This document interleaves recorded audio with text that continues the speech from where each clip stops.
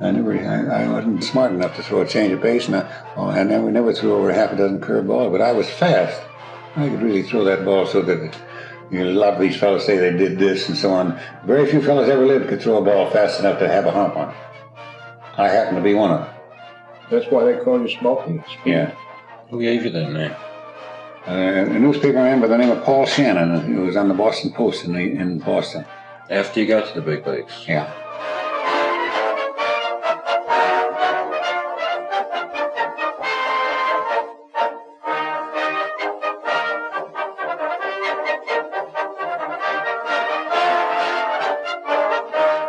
There were very few pitchers ever lived, Larry, that had a fast enough ball where it would really rise. Well, I was one of them. Walter Johnson and I were the ones in those days.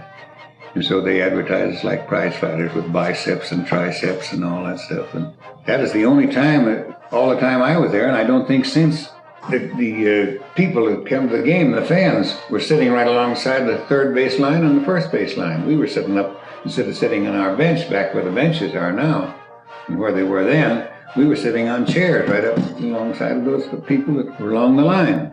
Was that in Fenway Park? Yeah, Fenway Park. Yeah, that's the year it was open. And I won 1-0 that day.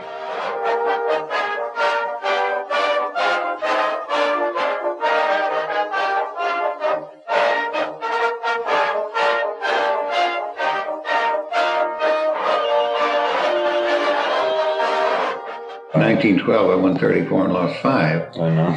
And got 3 out of 4 in the World Series, 3 victories and 1 defeat.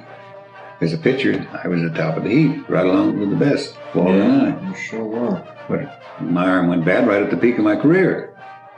I never pitched without a sore arm after 1912. That was a tough break for me because you'd have heard a lot more about me if I hadn't hurt the arm. 23 years old, and the next year I couldn't throw. Yeah.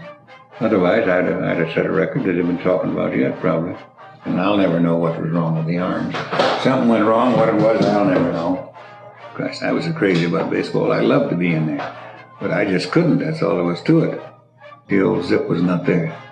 I think I started one game and didn't get too far, and I tried to finish a couple games. Each time I did, I couldn't raise my arm for about a week or 10 days.